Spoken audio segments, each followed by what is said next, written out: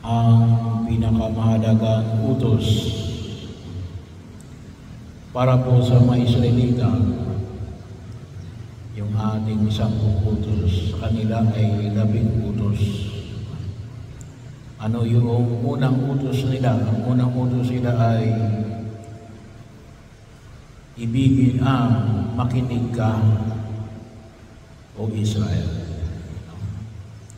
So yun ang una nilang utos. Yung susunod ay yung the rest na utos natin. Hear me, Israel, I am your God. Makinig ka, Israel, ako ang iyong Panginoon. So, bahagi o kaya din po sa ating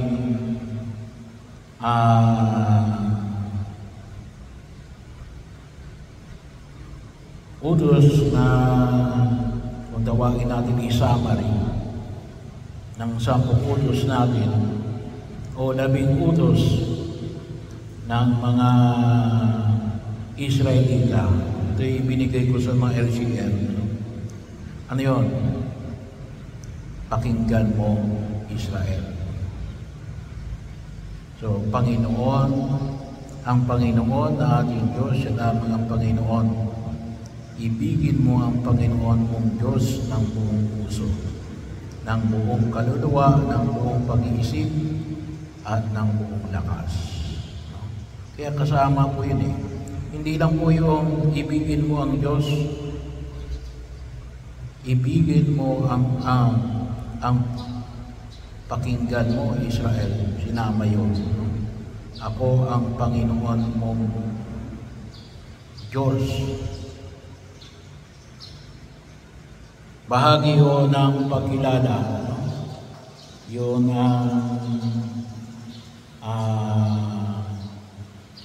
very close para sa mga Israelita. Hear me, O Israel. So, bahagi yun ng pagtugon natin. Yung unang ay lahat ay sa pakikinig. Pagkakataon na kung saan ay ipinapanguna rin natin na si Yahweh ang daming lamang nilang Diyos. So yun yung pagkilala sa tunay na Diyos. Kaya bahagi yun ng pagtugon. Well, sa ating kasi kagad, unang utos ay ibigin mo ang Diyos na higit sa lahat. Hindi. Para sa mga Israelita, ang unang Diyos ay pakinggan mo, Israel, si Yahweh na iyong Diyos. Siya ang iyong Panginoon. So bahagi yun na napakahalaga yung pakikinig. At sabi nga ho natin, dito rin nakasalalay yung kahalagahan ng pag-ibig. Kasi kung ikaw ay nakikinig, kaya nga para ho sa pagkaunawa ng mga Hudyo ay ang nakikinig ay yun ang nagmamahal sa kanilang kalinagan ng pagkilos. Kapag hindi ka nakikinig, hindi ka nagmamahal. At sino yung dapat namin nakikinggan? Ay di si Yahweh. Ngayong panahon na ito, marami ang mga nagsasalita. Kanino tayo nakikinig? Bahagi ko yun eh. Siguro marami tayo naririnig. Pero sino yung pinakikinggan natin? Kasi doon natin makikita kung yung ating pinapakinggan, yun ang pinapakinggan natin.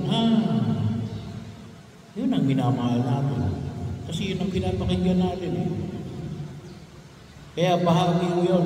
Kaya kahit na kuminsan, magsalita ka ng magsalita, hindi nakikinig sa iyo, bakit? Malayo yung puso nila sa iyo. Bahagi ko yun eh. Napakalaki yung kahalagaan ng alin?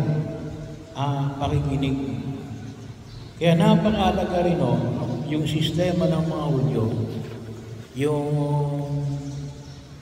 teacher-disciple, ang guro at ang disipulo, ay very close po. Yung relasyon yan, bahagi mo yun na kung saan ay hindi ka nagpupunta roon, gawa lamang na gusto mong makinig. Nandun din yung puso mo. Nandun din yung puso mo. Kaya po, kahit na sa inyong may mga anak kayo, makikita nyo dyan, sino mo talaga yung nakikinig? Yan ang mas nagmamahal sa inyo. Kasi yun ang nakikinig. Bagamat pare-pare yung sinasabi mo sa kanila, pero iba-iba yung dating sa kanila. Kasi nga, bakit? Kasi nga, iba yung pakikinig. Pakikinig lamang, hindi lamang pakikinig ng tainga. Ngunit yung pakikinig ng buong pagkatao. Siguro, maliwanag din naman sapagkat sabi nga natin, sabi nga natin yung Israel, bahagi pa rin yan ng Asia. So, pagkakataon, hindi rin kaiba sa ating kalinangan. Hindi katulad ng Western natin. Kaya ka lang nandoon kasi ikaw ay mag-aaral. Pero bahagi din Ganun din kung makikita natin, tayo na tayo sa mga guru natin. Mas naiintindihan natin kapag yung tao ay malapit din sa ating puso. Mas mahirap kung minsan maintindihan yung isang tao natin madayo sa ating puso. Kaya bahagi rin ng pag-inilay natin na inilay. Ang pinakinggan ba natin ang Panginoon? Sino ba yung pinakinggan natin? Kasi doon makikita kung yung pinakinggan natin, yun ang mas minamahal natin. Kasi pinakinggan natin